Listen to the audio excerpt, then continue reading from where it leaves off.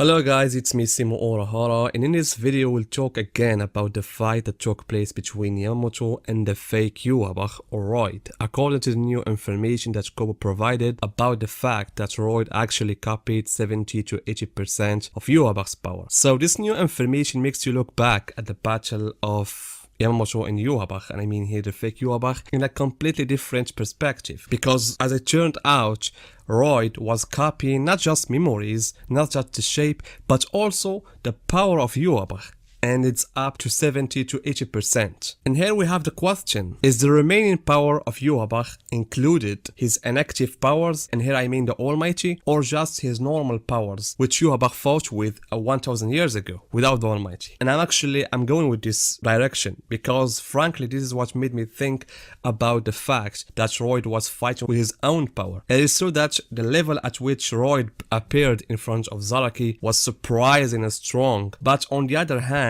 in front of Yamamoto, the matter was different. The fake Yhwach barely had strength to stand alive against Yamamoto with his Bankai. Therefore, this may explain why Yhwach was defeated by Yamamoto 1000 years ago, simply because Yamamoto's power with his Bankai was powerful than Yhwach's. Of course, we are talking here about Yhwach's without the Almighty and without 20 or 30% of his global power. However, as I said, in that fight between the fake Yhwach and Yamamoto, the signs were clear about the extent of Yamamoto's superiority. For example, the fight began with Yamamoto using his Chikai, and here the fake Yhwach showed great ability to confront Ryujin Jakka at the level of Shikai, so that he received a direct hit from Ryujin Jakka, which barely left serious wounds on the arm of the fake Yhwach. And as we also noticed, the fake Yhwach had great agility in keeping up with Yamamoto's movement, as well as blocking a second strong Shikai attack using his sword, so that the fake Yhwach split the Shikai's fire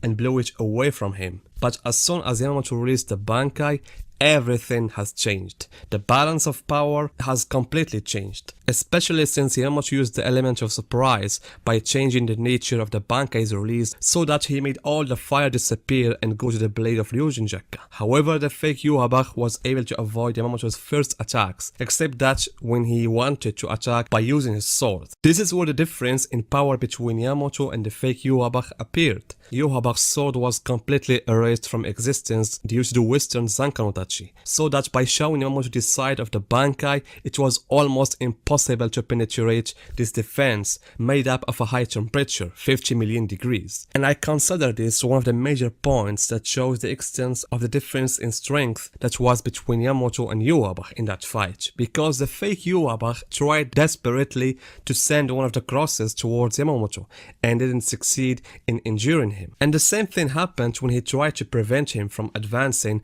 by using that Quincy technique. That's why the fake Yhwach had no chance, neither in attack nor in defense. Rather, as he himself said, hadn't been for the blood vein, he would have turned to ashes, meaning that the mere fact that the fake Yhwach stood on the battlefield motionless in front of the Bankai could be considered an achievement. Therefore, I say that the real Yhwach also wouldn't have a chance against Yamamoto with his Bankai, as long as Royd was fighting with 70 to 80% of Yhwach's power, and he couldn't even scratch him. So how will he be able to defeat him with an increase of 20% or 30% of strength? Knowing that in this battle, Yamamoto used the power of the real Bankai, which hadn't used even 1000 years ago. And this is clear from the Yamamoto's words in this scene. And also we can see it in the surprise of the fake Yhwach's face. Yhwach's memories of 1000 years ago didn't contain anything of what Yamamoto used in this battle, from how to release the Bankai or the technique that he used in it. So guys, what do you think about the new answer of Kobo